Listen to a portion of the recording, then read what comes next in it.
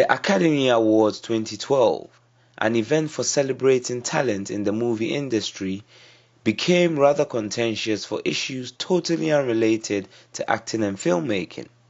The actress Viola Davis was present for her role in the film The Help and had arrived with her natural hair on show. The negative commentary directed at her because of this was unwarranted and rather childish. It made me wonder what could be so offensive about African hair for it to provoke such reactions.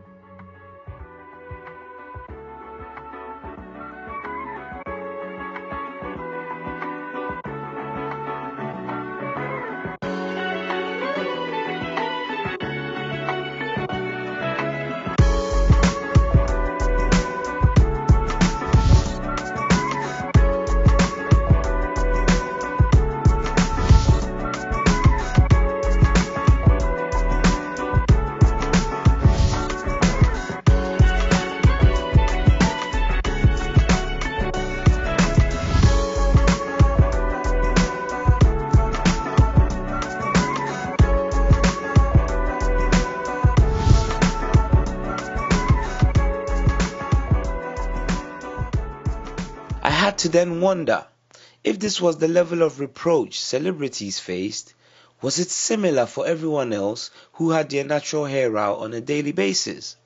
So I approached 4 friends to share their journeys with me. My natural hair journey started when I was 16. I'm glad to say that I've been natural all of my adult life. I got most of my experimenting out of the way whilst I was at school. So at school I had it relaxed, I had extensions, I had a wet look as well.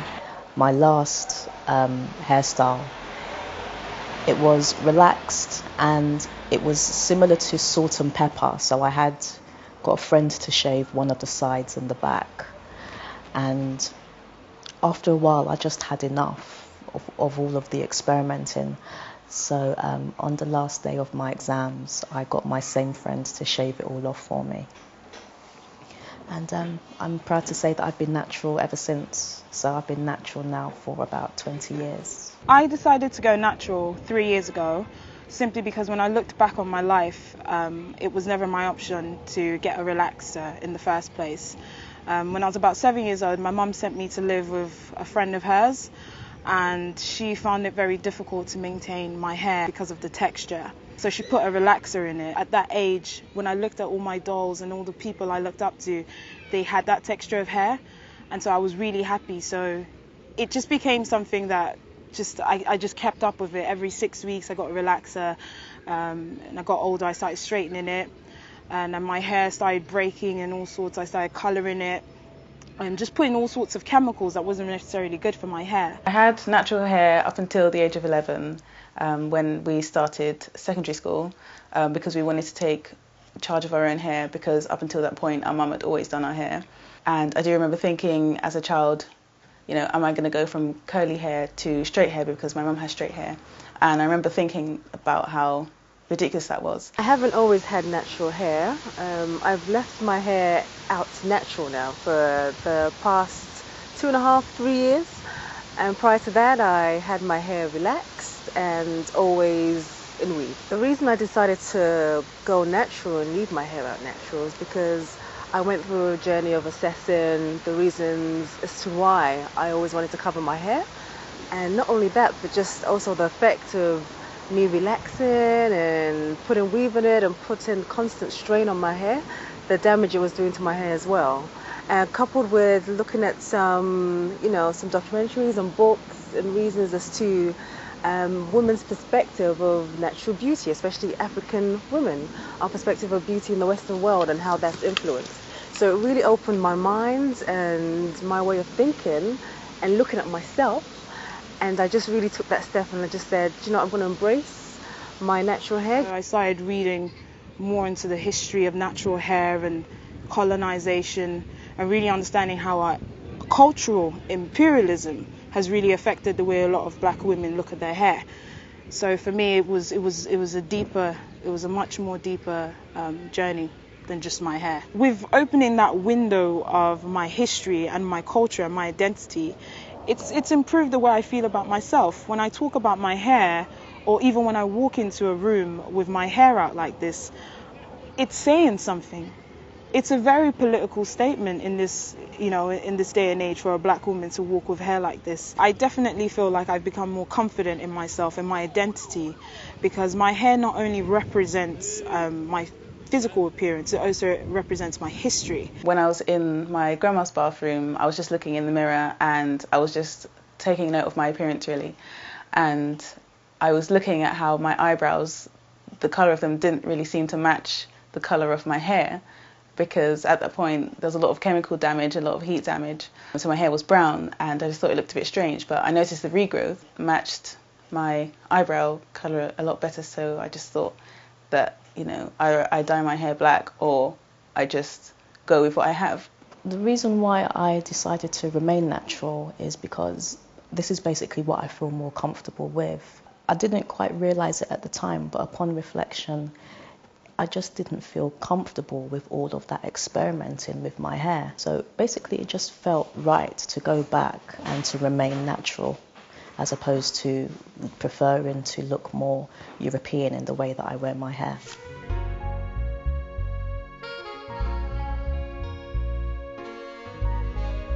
For me, having natural hair opens up the possibilities of what other things I can do with my hair. For examples, I can have it in twists, which I can have loose twists or tighter twists. I can put these twists into different styles. I can have a bun, ponytail, pin to the side, pinned all up, French braid, normal braid, all sorts of things. I can also have my hair loose, so I can have an afro puff. I can actually leave it out. There are many, many things I can do with my hair. Some of the experiences they shared were fascinating, and not all were particularly negative either. The first day that I cut my hair, and the day after actually, when I went out to get some food and some clothes, and I really wasn't expecting anything, to be honest. My initial thought was that obviously I thought I wouldn't get any attention from the opposite sex, and I was quite prepared for that, because in my mind I just thought this is the process I'm going to go through regardless. And so I went out and I started getting attention from the opposite sex, and I was quite surprised and shocked, because I thought he was speaking to someone else or talking to someone else. So I did turn around and was there someone behind me? And he said, "No, you," and he points at me, and I was quite surprised. And it's quite funny that I, one, thought that I wouldn't be attractive, and two, that I was so surprised at getting that attention. It kind of made me think about how I, again, perceived beauty and how I looked at myself. A very interesting experience I've had since I had natural hair, which wasn't necessarily positive, was I went on a date once with a brother, and he felt to ask me if my hair was done, simply because I think at that time, this is still when I was transitioning, and there was multiple textures, and I didn't really know how exactly to style it. So it was like an afro growing and then the ends were straight. And he asked me if my hair was done, and I was actually very shocked, because in my mind I felt like I actually looked nice. That experience, it set me back a little bit in terms of how I felt. That was my self-esteem, but I think that was mainly because I wasn't grounded in myself at that point. People seem to be quite fascinated with hair, with African hair. I don't necessarily like to use the term afro, because afro for me is an actual hairstyle as opposed to a type of hair.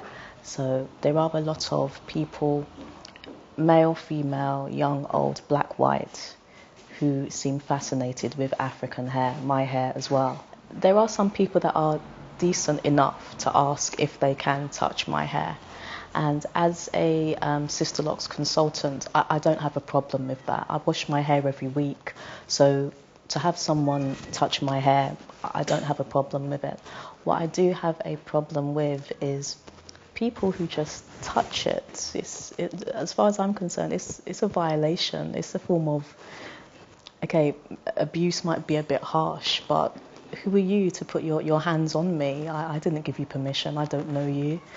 I don't know where your hands have been. How would you like it if I was to do that to you? It kind of makes me feel like I'm on display. It makes me feel like some kind of animal that people just think that they can just touch or do whatever they want with. Some family members had a negative perception of me wearing my natural hair because really deep down they were worried about what other people would be thinking of me. There's a lot of pressure to like grow your hair, and even when I went to see my grandma in Jamaica, I showed how long my hair was, and she was like, yeah, have it out, have it out. And there's just a lot of emphasis on trying to show like how good your hair is.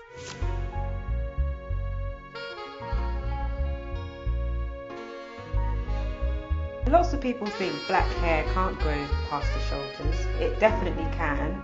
It's just a matter of treating it the way that it should be treated. Black hair is more fragile than, for example, European hair due to its kinks and its curls. It's just got to be treated very delicately. It can break quite easily. It's just a matter of keeping it moisturised and trimming it regularly. So, what are the general opinions towards natural hair?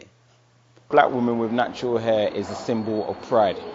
My perception is that they fully understood their well-being and themselves, and in a way they recognize their ancestry and their parents because they keep their hair natural. And living in this type of society where artificial sense of being is so, it's important for people to be who they are naturally. I think it's possible for people to have a certain stereotype purely because of the way a person wears their hair.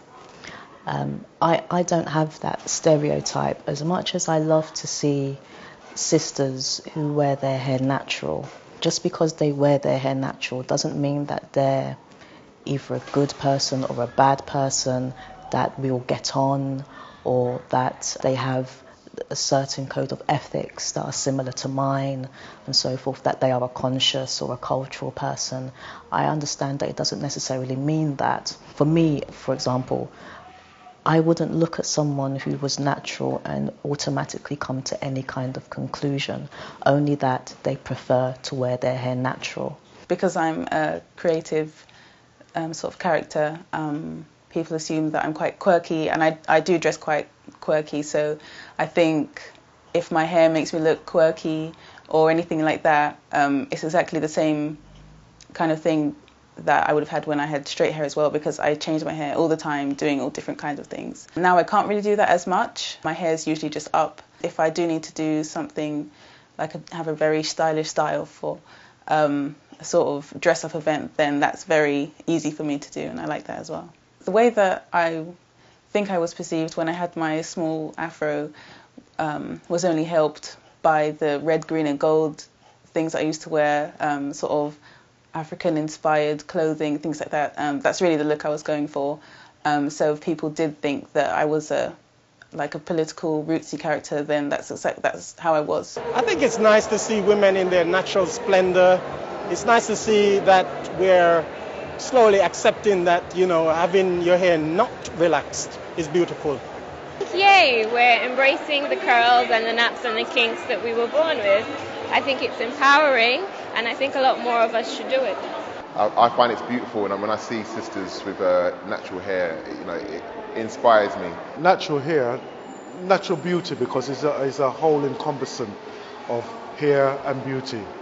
And the thing is that a lot of people are painting themselves, presenting themselves in a way of what they perceive to be beautiful to them. But the natural beauty is a very, very powerful thing, and I love it. Beautiful, beautiful. The longer you grow it, the better. You have to learn how to look after it. A lot of moisture, regularly looking after it, washing it, hydrating it. Beautiful. Simply because my hair is natural, I'm perceived in different ways. You're perceived as Afrocentric, black militant, 70s revivalist, black power nationalist. A long list of terms, particularly when I'm wearing black. It's far worse then.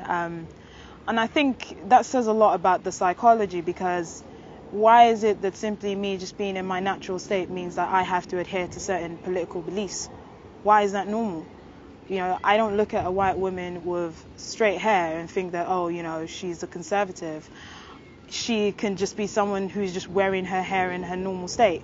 So why is natural hair and the state and black women in their natural state perceived as some kind of move against anti-colonialism? Why is it not just us celebrating who we are? Because this is an appearance that we've had for thousands of years prior to the last, 100 years. So for me, I think that slightly bothers me, and it bothers me simply because of the fact of, isn't this something that people should be thinking about? Why is natural hair perceived to be a political statement and not just a celebration of oneself? People come up to me, they assume that I'm a performer or I have some artistic streak, hence why I have my hair like this. Or I have people coming up to me saying African queen and all these like words like African this, African. So I'm like, it's just my natural hair, really. It's nothing special. And it kind of makes me even think, wow, really? That it's something that should be so natural. It's almost like oh wow, you're so brave and this and that. And actually, I remember saying that to someone when I used to have my weave, a lady who had her hair short like me, and I approached her and I said, oh, you're so brave, it looks amazing, but I never thought it would suit me. So it's quite funny. So that's why I understand when people say certain things, because I used to be like that. So I understand where it comes from. Perception of black women with natural hair would be to say that they are liberated. I think they are gorgeous regardless whether it's lock or curly or it's afro. I think it's beautiful. I think like, wow, it's about time someone embraces their hair. My perception, sexy. That's it. I think it's a big accomplishment for the time we're growing up in now, where Malaysian and this kind of hair, that kind of hair is so popular. But I'm proud to say that my hair is my own and I grow it naturally, and I think many other girls should do the same, because it's about knowing yourself and being able to manage your own hair rather than taking an easy way out. I think all black women that have natural hair should cut it off. It's a disgrace. Not really, I'm only joking. I have natural hair, and I think it's wonderful. I think we should all embrace it. My hair is at its healthiest when it's natural. I've been natural for many years now, but I like a lot of hair, Pocahontas as well. I like to experiment. So yes, I think we should just all embrace it because it's beautiful. But I think the joy of being a black woman is the fact that you can have any style you want. One day you can be Pocahontas, the next you can be Kunta Kinte's sister. The next day you can try anything different, Halle Berry, anything, Beyonce. So we can do anything. That's our power. Okay. Power, power, power, power. Power, power, power. They say life is what you make it. No matter what it takes, I'ma take it. In the meantime, gotta fake it. Free from the fallacies, overstand that. Knowledge is power. Create your own reality. Shape your own destiny through your density. It's in the mind, being tuned with your entity. Need to know about your origins, about your past. Yes, we're brown skin, let's be proud that we're dark. And that's the real, every word I spit is from the heart. They're on point, every single solitary dart. And that's sharp as it hits you in your eardrum. Sparking thoughts in your mind, I'm number one. Bright as the sun, I'm like air to your lung. A necessity, you get where I'm coming from. In my mind, these are words that I collated. Hence the reason why X is so creative. E-Deuce, develop and improve your mind. Unite my people in these days and times. Let's strive to rise like it's the final hour. The fact of the matter is, knowledge is the power. E-Deuce, develop and improve your mind. Unite my people in these days and times. Let's strive to rise like it's the final hour. The fact of the matter is, knowledge is the power. The biggest paradox in this issue of African hair is that it's the very hair most intriguing and fascinating to others is also the one that is most hidden. Why does the pressure to conform to a non-natural look seem so pervasive? Sometimes parents, without knowing it, they say negative things to their children. When they're combing their hair, they say things like, oh, your hair's so tough and, it's so picky. And so these words that we say resounds within a child's psyche. Not only is it bad enough that the media doesn't portray natural hair as beautiful, but you have it at home with your parents or your auntie, your brother, saying bad things about natural hair. So can you see how that kind of makes someone not want to keep their hair out? And you have that through a lifetime of growing up. You can see why it's so hard for black women to leave their hair out. It's almost like you bring your child into this world and you make them have an insecurity about their hair because they look at you and they see, okay, mum doesn't leave her hair out, so there must be something wrong with it. So instantly they have an insecurity about it, because without even saying anything to them, they feel ashamed about their hair because everyone else is covering it. Even seeing family members having natural hair out, that will make you feel comfortable to do it because your family's doing it, your friends are doing it, so it becomes a natural, normal thing. I think within the black community there's a code that you shouldn't even contemplate wearing natural hair. I understand that there's a pressure for aspiring to a European ideal of straight hair, so wearing weaves and things like that to be able to fit in and be treated on the same playing field as peers. When it does come to hairstyles, I don't want to say I avoid cane rows, but I would, because I know how I'd be perceived because of that representation in the media. You always see the person who has cane rows as a troublemaker, gang member, and sort of things like that. I think people, if they saw me with that, though it's very normal for me, because they're confused by it, it would make me feel uncomfortable as well, because I'm thinking that they're seeing, some sort of wild streak in me or something like that.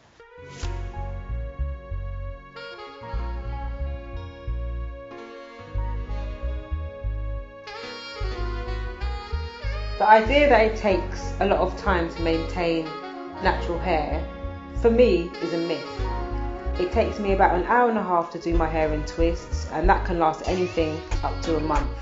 I usually do it every 2 to 3 weeks. In between, every few days I moisturise it with a mist of water and then seal it with an oil. What impact does the lack of representation of African hair in the mainstream media have in general? I definitely believe that the media plays a major role in the way black women see our hair, because even when you look into the natural hair movement, you simply notice that the women who seem to have the natural hair have a particular type of natural hair. So it's like Alicia Keys, it's loosely curled, it's quite long, it has a silky type of texture towards it. Whereas natural hair that looks slightly more like mine, African textured, within the hair types about 4B, 4C, it seems to be vilified, it's seen as ugly, it's seen as nappy. And for me, I think when you even look at the portrayals of black women with natural hair, even when you look at the blaxploitation films, you see someone like Pam Grier, and she was slightly over lighter texture, she had afro hair. When you look at the dark-skinned women in a lot of those films, they were playing prostitutes, women who have been pimped, butch lesbians, always given a very negative kind of role. So I think that we need to sort of understand how media plays a big part. I mean, when you can turn on a television and you can see only an acceptable image that's portrayed of black women over and over again, that says something.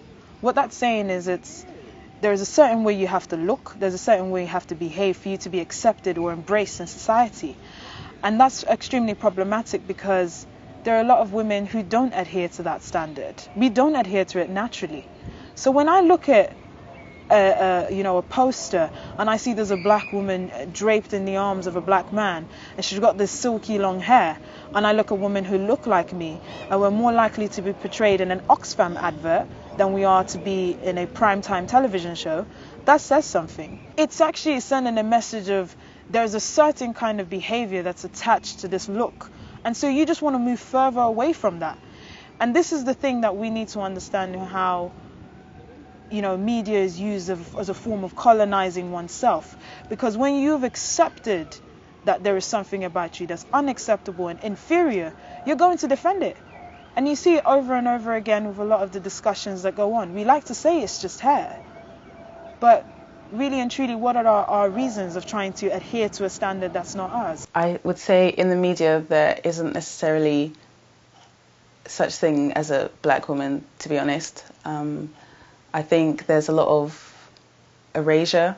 If we think about Zoe Saldana being cast as Nina Simone, so that's the kind of idea of the black women that we have, just light-skinned and straightish hair. I don't think necessarily people like me exist on the screen unless there's something wrong with us.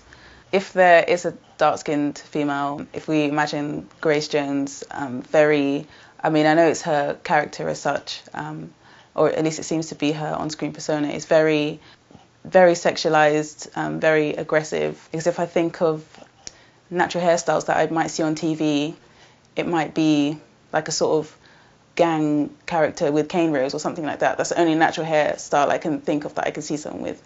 Or maybe someone with dreadlocks. Not sure whether or not it's done on purpose or if it's because they're ignorant to what the stereotype should actually be. I don't know. It could be a combination of both.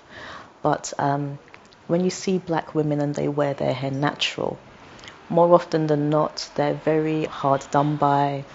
They're very angry. They may have quite a few children. Their man or their men have left them. They're struggling. They're at battle with the rest of the world, and it's quite a sad state of affairs. Whereas another black woman with straight hair, who prefers to look more European in the way that she wears her hair, she's not struggling as much, or she may not even be struggling at all. She's been more ingratiated into society. She's got an affluent job. She's doing very well. She may have a man. She may have more than one man. She's quite happy and carefree and basically just trying to give the impression that she's living a certain lifestyle that many black women should attempt to aspire to. The impact of not seeing or having African women with natural hair on TV has a big, huge impact on our psyche. It really does. Because if you think about it, we watch TV a lot. We read a lot of magazines. We watch music videos. A lot of things influence us. Visually, we're influenced all the time. So again, saying that thing about image shaping reality. If your visual feed that you've been receiving since you were young hasn't been that of someone that looks like you, it has an impact. Of course it does. If we want people to be more confident to have their natural hair out, we need that visual aid and feed on TV, in the magazines, music videos, people around us, our family members, our friends. These are the things that make it easy to be a certain way because everyone else is doing it. With such lack of representation or even misrepresentation in the media, what effect could this be having psychologically? When you look towards the 19th century and you look at the way we are talked about, nearly everything that represents who we are genetically, that's our dark skin, our hair, it's demonized, it's vilified, it's written out to be some kind of primitive aspect of human life that is still to evolve. Now, when I look at the way natural hair and dark skin is, identified in the media today, it's still on that level, but just with a less offensive kind of language. Now, there was a campaign that Dove was running last year where it said normal to dark skin. Now, if you look at that kind of language and you look at it knowing the history behind, the way dark skin is portrayed, you understand that that's just not just a mistake. That's a message. It's a very political statement for you to say normal to dark skin. Who is normal? This is what we need to understand. When we talk about natural hair, we talk about salons, or we talk about, the black hair business. Why is the black woman portrayed with a straight, silky weave or straight, silky black hair, when in reality, when I walk around, I don't see black women with hair, relaxed hair that goes, down to their bum. That's not a reality. The chemicals damage your hair. It breaks down every single element of protein in your hair. That's why it makes it straight. There's so much that has been done strategically to encourage us to psychologically hate ourselves. And I think that's the element a lot of us are still yet to admit to, because it's not normal for the majority of a people to adhere to something that's not natural to them. That has to do with psychology. That has nothing to do with preference. It suggests we are genetically inferior and our natural state is not good enough. And so we need to spend hours and hours to look a certain way for us to be accepted. When you study psychology and you understand the way the human mind works, Image has everything to do with how people feel about themselves. And when you can look at an image that suggests to you that the way you look is not good enough, and something else, just do this will make you far more better, and we actually adhere to that and we feel good about ourselves, that's actually very disturbing.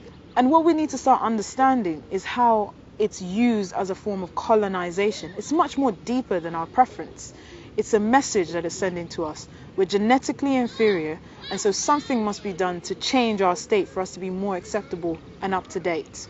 When I did my dissertation at university, it was called How Has the Myth of the Black Female Body Been Devised in Popular Culture, using examples from the last 50 years. So I looked at Josephine Baker from the 40s, and I took it up until current times, and I looked at Beyonce as well. And I think there's that light-skinned woman with, it doesn't have to be long hair, but she always has to play over-sexualized roles and things like that. I think with the power of the media, if we don't see ourselves with our natural hair, then it can be, if you're starting out on your own with your natural hair journey and you have no one to identify with, if it's not accepted by the media, it's not, how can you accept it yourself? Unless you have people around you who have natural hair, and in that case it's very normal. But I think you definitely have issues with acceptance, and you'd be thinking, why am I not seeing myself? Why am I not seeing my hair? Really understanding what is it we're trying to cover, and where does that come from?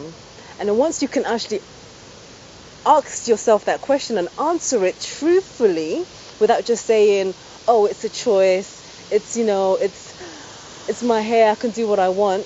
When you really answer that question truthfully, if you can say, do you know what, I've been made to feel ashamed of my natural hair, and this is where it's come from, then you can then make a decision to say to yourself, do you know what, knowing that I've been made to feel ashamed of my hair through lack of imagery of media, through my parents, family, people around me not having natural hair, and negative connotations attached to Afro hair, then you can say to yourself, okay, well, am I going to, choose to stop perming my hair, stop putting weave in my hair, and actually leave my hair out, and learn different styles and different ways of styling natural hair? Or you're going to say to yourself, I'm not strong enough to make that move. But at least you've got to that stage where you've analysed why you're doing certain things. And I think a lot of us, unfortunately, we don't do that. We don't. And it's too easy to say, oh, it's a choice. Or, you know, I like to have different hairstyles. But if your different hairstyles doesn't include leaving your natural hair out, I'm sorry, you're embarrassed of your natural hair. Fact. How do you get to that level of thinking that you would do anything, you know, spend so much money, so much time and so much effort to look a different way, and you seem to think that that's not political? Particularly when you look at the way natural hair is seen. It's something that's acceptable when you're a young girl. You know, when you're a little girl, you can have your pigtails, you can have your cornrows, you put your beads in, you feel so wonderful. But then you get to a certain stage where you want to look more mature, you want to be taken more seriously. And that's where the relaxers, and that's where the chemicals, that's where the straightening, that's where that comes in. So for me, it seems as if the way natural hair is portrayed, it's something that's associated with childishness, which is one of the primary themes of colonialism. When it came to the state of African people, we were looked at as children, so we needed to be cared for. You know, they were introducing us to so many things that made us feel better about ourselves, and we took them on. But we didn't understand the long-term destruction it has caused. And our hair was definitely one of those primary things. Because when you look at, you know, the importation of weaves, it seems to be more prominent in the African continent, particularly in Nigeria. Brazilian hair is a big thing in there. You know, there are Nollywood films about that. It's portrayed everywhere. I believe that it will have an even bigger impact on the younger generation in terms of their psychological development, because not only do they have the media to deal with, they have the elder women in their families, so they may have their mother who prefers to wear her hair relaxed or with a weave. They may have their aunties. So these are all women that they are meant to look up to for guidance and support. And also they have their peers at school, and they may also have been subjected to maybe playing with white dolls when they were children. So they have got all of this to deal with, and this is the environment that they are growing up in. So as far as they're concerned, they don't know any better because they weren't taught any better. I can only see that causing more problems in the long term. It's not that we who wear our hair natural, we feel that we are better, but there is a saying, when you know better, you do better.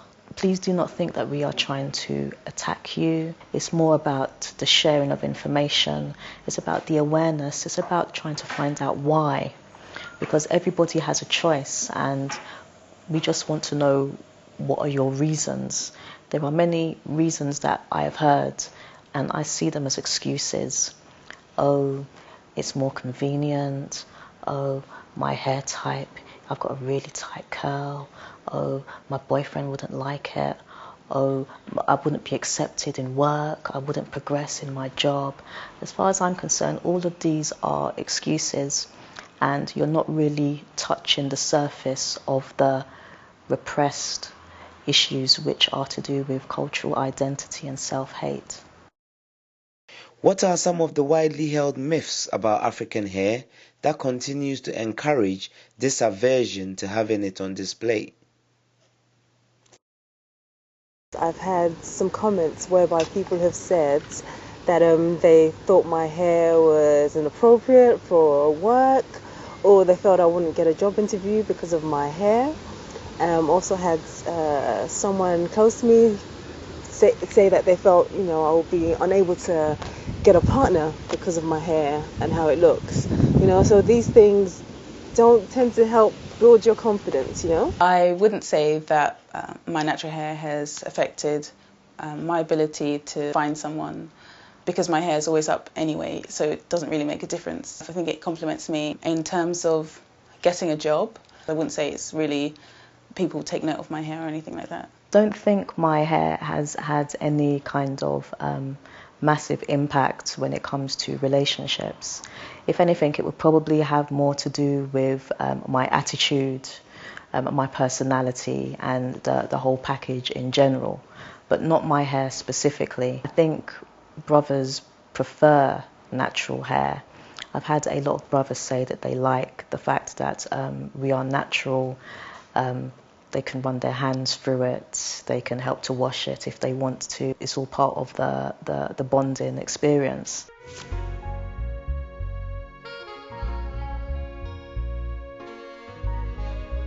Maintaining my natural hair isn't as time consuming as many believe. All I have to do is make sure I moisturise it every few days with a mist of water, and then just coat it with a light coating of coconut oil, and that's about it until I take it out and I wash it and I re-twist it again. How are those with natural hair out changing the discourse around this topic and impacting others' views on it? When I first did decide to go natural, my mum wasn't, I don't think she was really too sure about my decision to do that.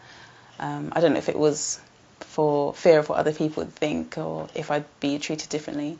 But now that she's seen my hair has grown out, and she always comments on how long it is and how lovely it is, and it's just really nice to get that praise from my mum. I think the best thing that's come out of this experience is that I've inspired my sisters to go natural as well. I have an 11-year-old sister, and she loves her hair, and I'm really happy to see that. Most of all, even my mum wants to go natural, and I haven't seen my mum's natural hair.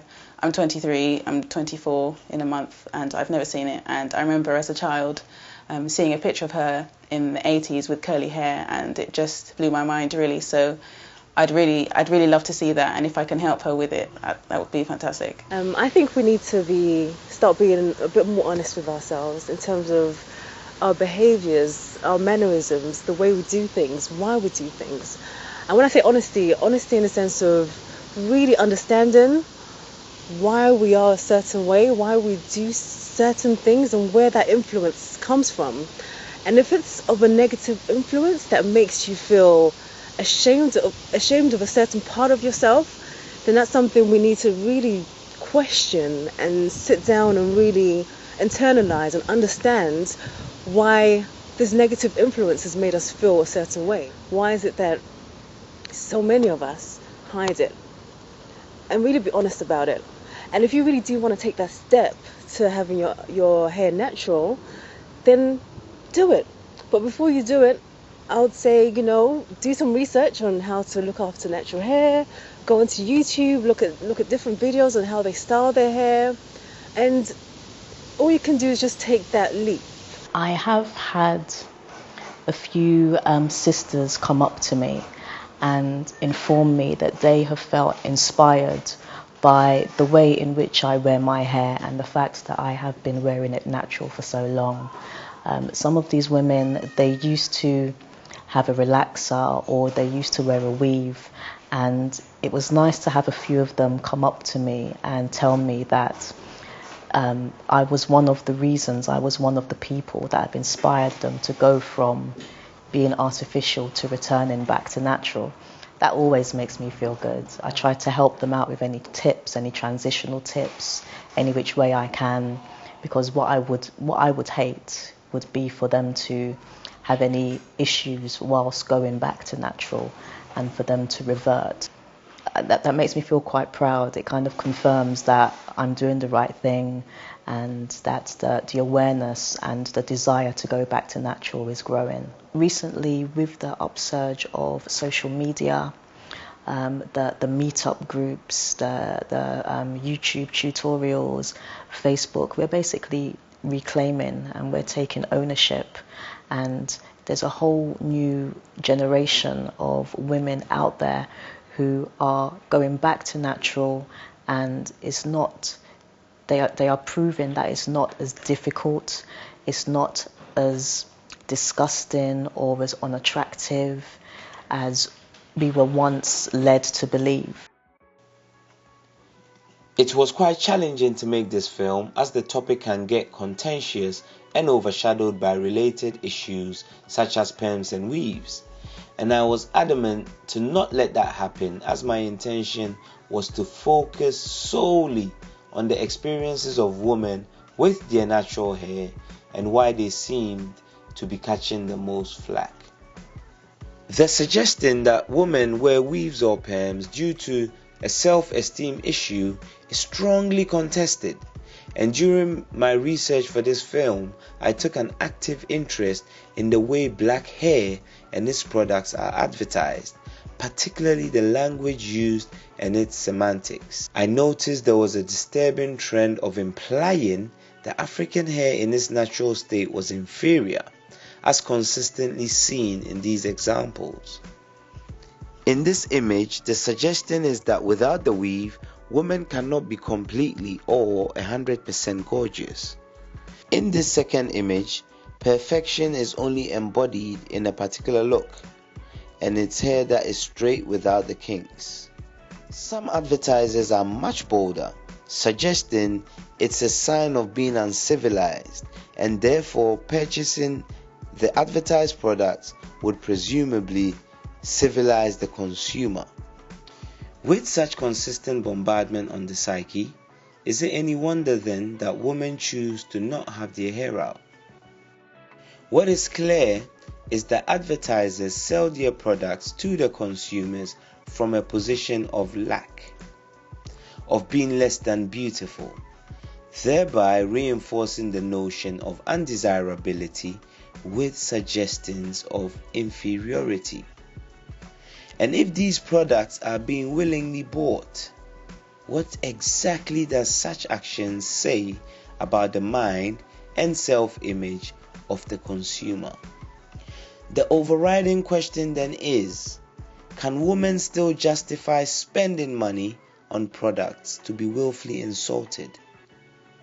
It's refreshing, however, to see more women backing this trend of conformity, seeking to not be defined by cosmetics and social pressure, but rather leaving out their hair because in doing so, it visually invites others to change their misperceptions about it and thereby grow to appreciate African hair as it naturally grows.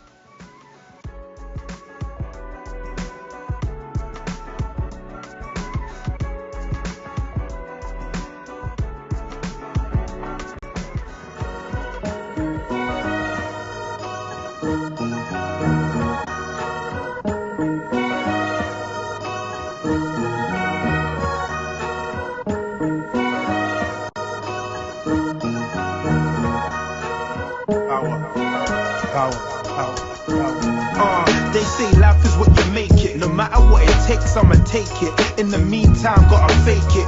Free from the fallacies, overstand that. Knowledge is power, create your own reality. Shape your own destiny through your density. It's in the mind, being tuned with your entity. Need to know about your origins, about your past. Yes, we're brown skin, let's be proud that we're dark. And that's for real, every word I spit is from the heart. They're on point, every single solitary dart. And that's sharp as it hits you in your eardrum. Sparking thoughts in your mind, I'm number one. Bright as the sun, I'm like air to your lung. A necessity, you get where I'm coming from. In my mind, these are words that I collated. Hence the reason why X is so creative. E-Deuce, develop and improve your mind. Unite my people in these days and times. Let's strive to rise like it's the final hour. The fact of the matter is, knowledge is